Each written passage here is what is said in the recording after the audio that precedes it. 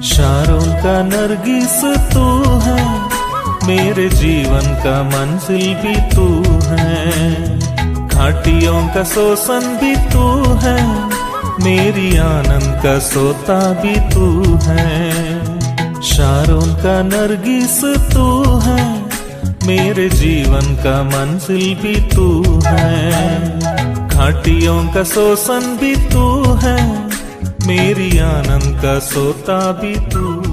परमेश्वर की नाम की महिमा हो। प्रभात मनन में आप सभी का हार्दिक स्वागत है। प्यारो, आइए मेरे साथ में निकाले भजन संहिता उसका 110। पिछले सप्ताह भी हमने इस भजन के कुछ विचारों पर मनन किया था और आज भी हम इसी भजन के कुछ और विचारों पर मनन करेंगे। भजन संहिता 110 साम्स 110। मैं इसके 1 से लेकर 4 पदों को आपके लिए पढ़ देता हूँ। मेरे प्रभु से यहोवा की वाणी यह है, तू मेरे दाहिने हाथ बैठ, जब तक कि मैं तेरे शत्रुओं को तेरे चरणों की चौकी ना कर दूं। तेरे पराक्रम का राजदंड यहोवा सियोन से बढ़ाएगा। तू अपने शत्रुओं के बीच में शासन कर। तेरी प्रजा के लोग तेरे पराक्रम के दिन स्वच्छ बलि बनते हैं। तेरे जवान लोग पवित्रता से शोभायमान और भोर के गर्भ से जन्मी हुई ओस के समान तेरे पास हैं। यहोवा ने शपथ खाई और ना पछताएगा। तू मलकीशेदेक के रीति पर सर्वदा याजक है। प्यारो, परमेश्वर इस पढ़े जाने वचन पर अपनी आशीष को उंडेले। जैसा कि हमने पिछले सप्ताह मनन किया था कि भजन संहिता 110 को नए नियम में करीब 27 बार उल्लेख किया गया है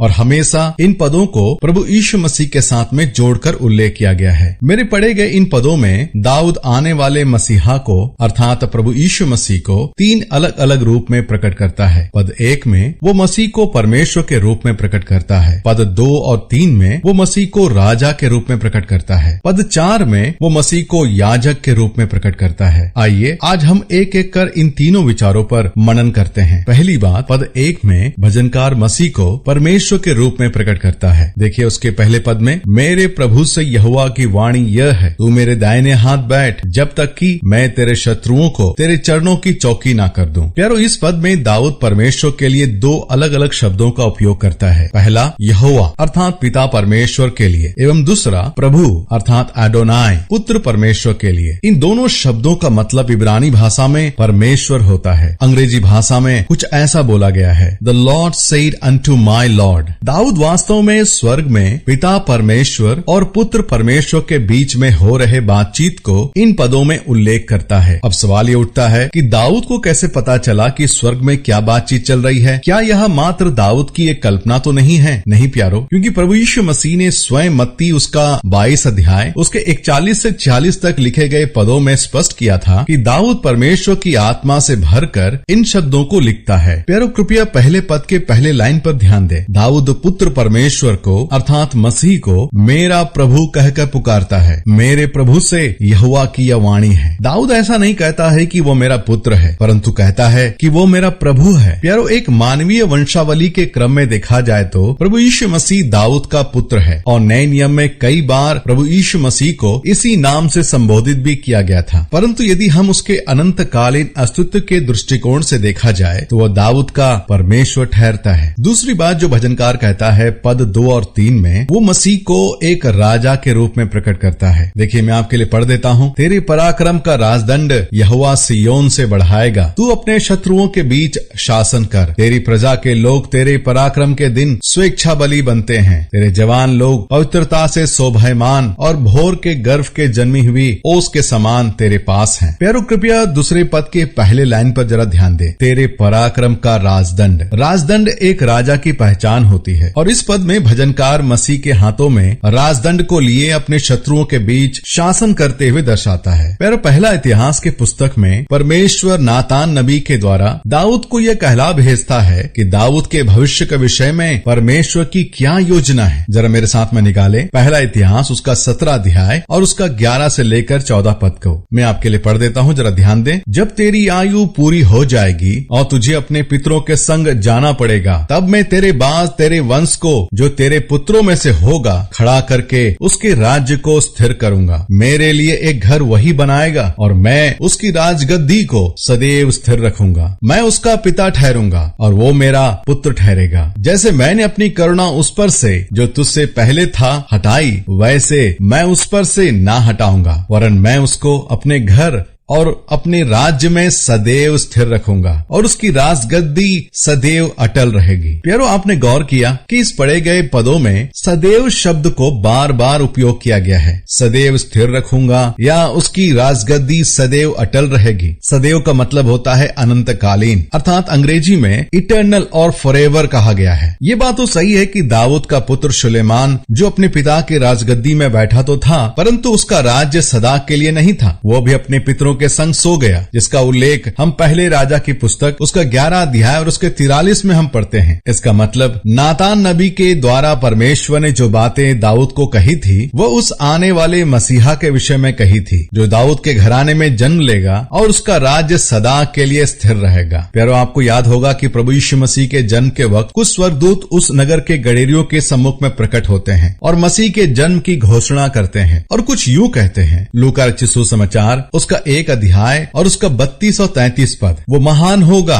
और परम प्रधान का पुत्र कहलाएगा और प्रभु परमेश्वर उसके पिता दाऊद का सिंहासन उसको देगा और वो याकूब के घराने पर सदा राज्य करेगा और उसके राज्य का अंत नहीं होगा। प्यारो, उन बातों को जरा ध्यान दे। दाऊद का सिंहासन उसको देगा, सदा राज्य करेगा, उसके राज्य का अंत नहीं होगा। प्यारो, इसी सच्चाई को दोबारा प्रकाशित वाक्य की पुस्तक में भी पुष्टि की गई है। प्रकाशित वाक्य की पुस्तक उसका 12 अध्याय और उसके 5 पद पर, वह बेटा जनी जो लोहे का दंड लिए हुए सब जातियों पर राज्य करने पर था। प्यारो, इस सच्चाई को बार बार नए नियम में उल्लेख किया गया है। प्रभु यीशु मसीह परमेश्वर का पुत्र, दाऊद का संतान, जिसका राज्य सदा तक बना रहेगा। तीसरी बात जो भजनकार मसीह के विषय में कहता है, ध्यान दे उसके 4 पद में, वो मसीह को याजक के रूप में प्रकट करता है। मैं आपके लिए पढ़ देता हूँ। यहोवा ने शपथ खाई और वह ना पछताएगा, तू मेल्कीसेदेक के रीति पर सर्वदा का याजक है। इस भाग व संदर्भ को प्रभु यीशु मसीह से जोड़कर इब्रानियों की पत्री में कई बार उल्लेख किया गया है। जैसे कि इब्रानियों की पत्री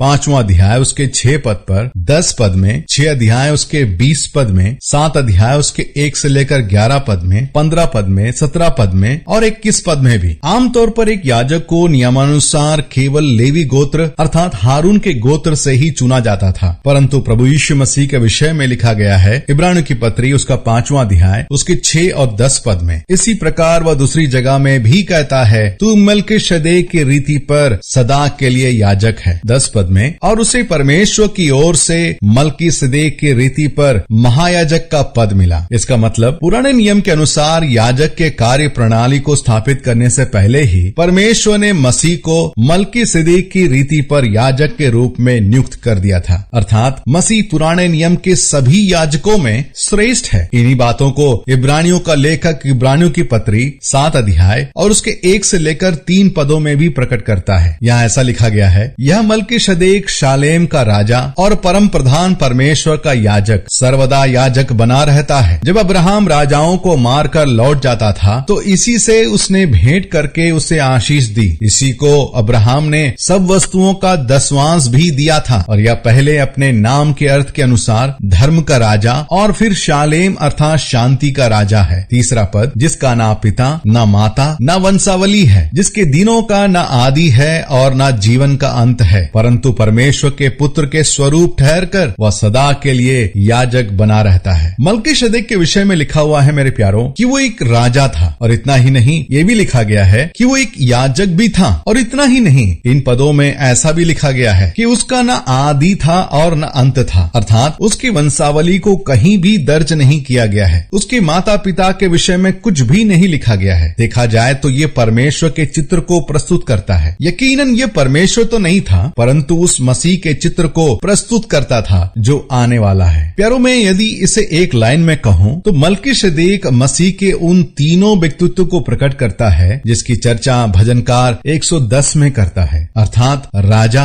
याजक और परमेश्वर, king, priest and God himself. प्यारो, प्रभु यीशु मसीह के इन तीनों गुणों को यदि हम गहराई से मनन करें तो और भी कई बड़ी सच्चाइयों को हम समझ सकते हैं। हमारा परमेश्वर अद्भुत परमेश्वर है। वो हमारा परमेश्वर जिसने हमारे लिए उद्धार की योजना बनाई। वो हमारा याजक जो आज पिता के सम्मुख हमारे लिए निवेदन करता है। वो हमारा राजा जो एक पराक्रमी राजा के रूप में बहुत जल्द इस धरती पर आने वाला है। प्यारो, इन्हीं विचारों को हम मनन करते हुए आइए हम प्रभु की आराधना करें, उसे दंडवत करें, उसके नाम की जय जयकार करें, परमेश्वर के नाम की की महिमा हो। आप सभी को मेरा जय मसीह की। तू मेरा दिल का है प्यारा, मेरी नैया का केवन हारा।